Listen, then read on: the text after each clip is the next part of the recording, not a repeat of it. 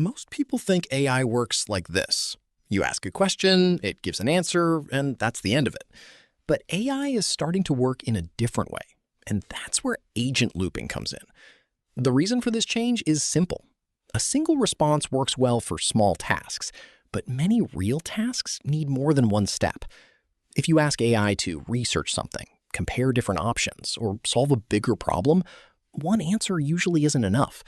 It needs to gather information, make decisions, check its progress, and sometimes change its approach before it reaches the final result.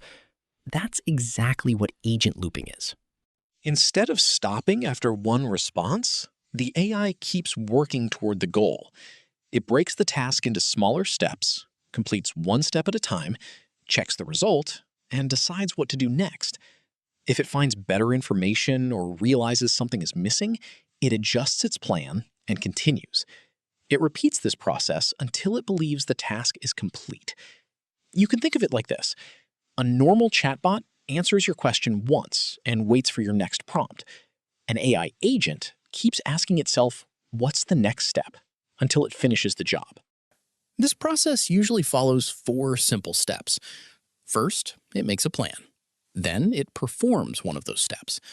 After that, it checks what happened. Finally, it decides whether it has enough information or needs to continue. If more work is needed, it simply repeats the same cycle. This makes AI much more useful for tasks that involve research, comparing information from different sources, planning, or anything that can't be completed in a single response. Instead of guiding the AI after every step, you give it one goal and let it work through the process on its own.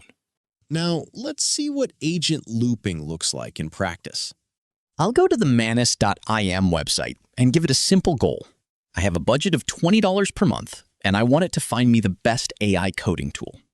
It's thinking now, and it has already broken the task down into 3 steps.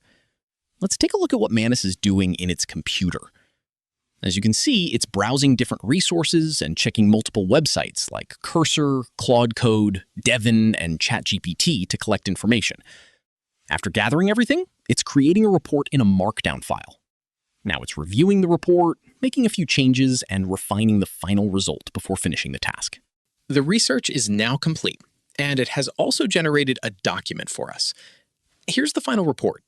It includes different AI coding tools, their pricing, a comparison of their features, and a recommendation at the end based on the research it collected.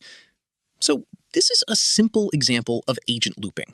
Instead of giving a quick answer, the AI keeps working through multiple steps, checks its own progress, and refines the result before giving you the final output. That doesn't mean it's perfect. An AI agent can still make mistakes, misunderstand information, or reach the wrong conclusion. It isn't replacing human judgment, especially for important decisions. It's simply reducing the amount of back and forth needed to complete a task. We're also starting to see more AI tools move in this direction. Instead of acting like chatbots that only respond when you ask something, they're becoming systems that can work through longer tasks with less human involvement. It's still an early stage, but it's a big step toward making AI more useful for everyday work. So that's everything about agent looping. For more AI-related videos, check out my channel.